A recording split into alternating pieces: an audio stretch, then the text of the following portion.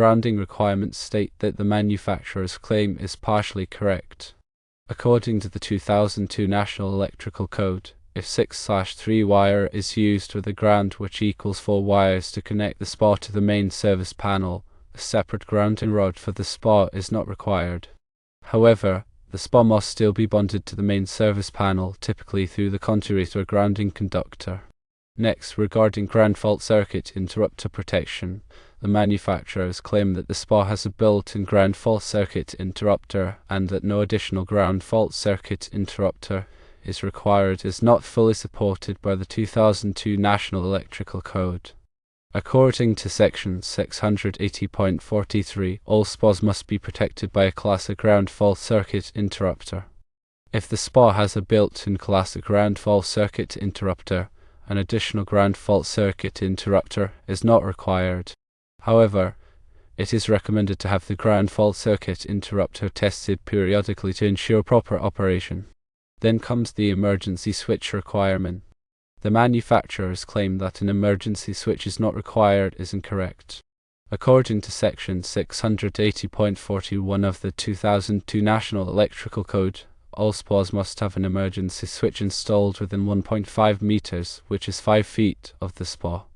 This switch is required for safety to allow users to quickly shut off power to the SPA in case of an emergency. Now let's talk about additional considerations. The concrete patio may provide a grounding path, but it is not considered a reliable grounding electrode. An additional grounding rod may be required depending on the local soil conditions. You should ensure that the contractor you hire is licensed and has experience with electrical installations for SPAs. Finally, here is a recommendation for you. When selecting a contractor, it is best to provide them with the manufacturer's specifications and the relevant sections of the 2002 National Electrical Code. Request that they design and install the electrical circuit in compliance with all applicable codes and safety regulations. This will help ensure the safe and proper operation of your SPA. Always remember that electrical codes can change. Always consult the latest edition of the National Electrical Code and local amendments adopted by your local jurisdiction. Firstly, grounding is a critical safety measure in electrical systems, ensuring that fault currents have a safe path to return to the source, minimizing the risk of electric shock. The National Electrical Code, or NEC, provides detailed requirements for grounding and bonding to create a low impedance path for fault currents.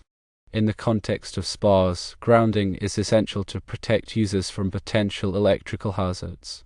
Using a 6/3 wire with a ground, which means a 4-wire system to connect the SPA to the main service panel, allows the grounding conductor within the cable to serve as the primary grounding path.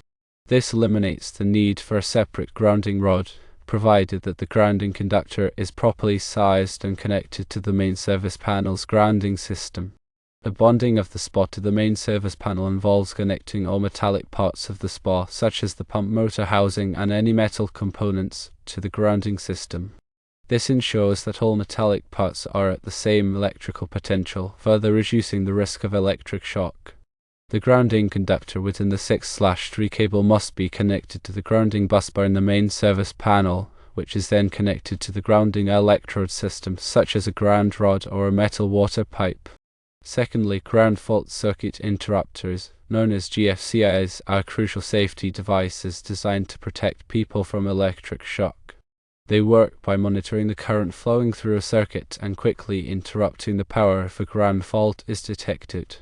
A ground fault occurs when current leaks from a conductor to ground, indicating a potential shock hazard. The 2002 National Electrical Code, Section 680.43, mandates that all SPAs be protected by a classic ground fault circuit interrupter. A classic ground fault circuit interrupter is designed to trip when a ground fault current exceeds 6 mA, providing a high level of protection against electric shock. If the SPA has a built-in classic ground fault circuit interrupter, it means that the device is integrated into the SPA's electrical system, providing the required ground fault protection. However, it is essential to verify that the built-in ground fault circuit interrupter meets the class of requirements and is functioning correctly.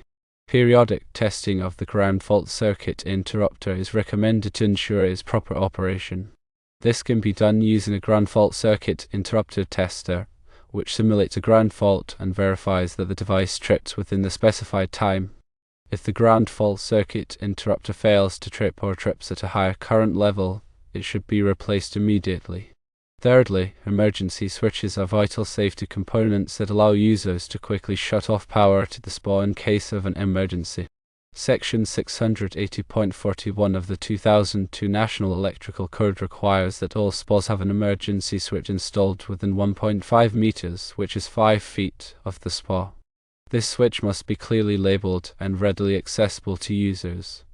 The emergency switch should be installed in a location where it can be easily reached by someone in the SPA or nearby. It should not be obstructed by any objects or located in an area that is difficult to access. The switch should be clearly labeled as an emergency shutoff to avoid confusion. The purpose of the emergency switch is to provide a means to quickly de-energize the SPA in the event of an electrical problem, such as a pump malfunction or a shock hazard.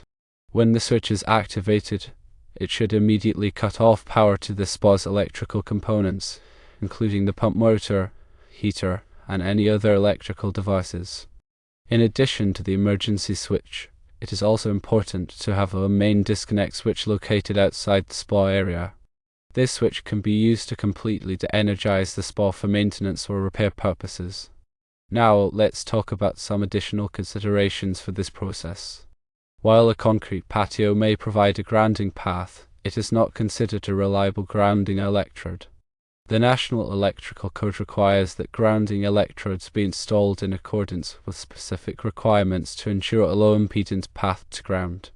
Depending on the local soil conditions, an additional grounding rod may be required to supplement the grounding provided by the concrete patio. The soil's resistance to electrical current flow can vary significantly depending on its composition and moisture content. In areas with high soil resistance, such as sandy or rocky soils, an additional grounding rod may be necessary to achieve an adequate grounding system. When selecting a contractor, it is crucial to choose someone who is licensed and has experience with electrical installations for SPAs. A licensed contractor has met the requirements set by the local jurisdiction and has demonstrated competence in electrical work. Experience with SPA installations is important because these installations have specific requirements that may not be familiar to all electricians. A contractor with experience in SPA installations will be familiar with the National Electrical Code requirements for grounding, ground fault circuit interrupter protection, and emergency switches. In addition, they will be able to properly size the wiring and circuit breaker for the SPA's electrical load. The contractor should also be able to provide references from previous customers and demonstrate a commitment to safety. Before hiring a contractor, it is advisable to obtain multiple bids and compare the contractor's qualifications and prices. Also, you should ask the contractor for proof of insurance and licensing to ensure that they are properly qualified. When selecting a contractor, it is best to provide them with the manufacturer's specifications and the relevant sections of the 2002 National Electrical Code. This will help ensure that the contractor is aware of the specific requirements for the SPA installation. The manufacturer's specifications will provide information on the SPA's electrical load, wiring requirements, and any specific installation instructions.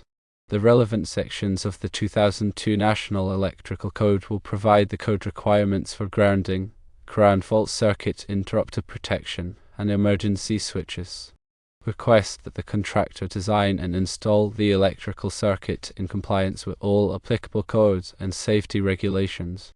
This will help ensure the safe and proper operation of the SPA.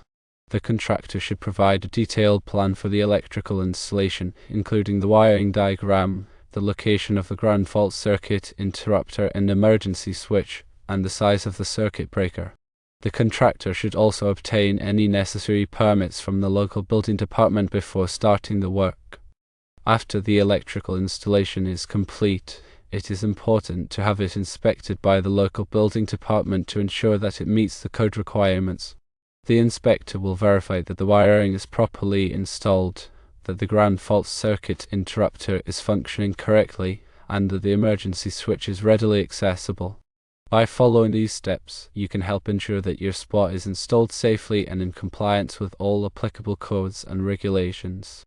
Remember, electricity can be dangerous, and it is always best to consult with a qualified electrician before attempting any electrical work.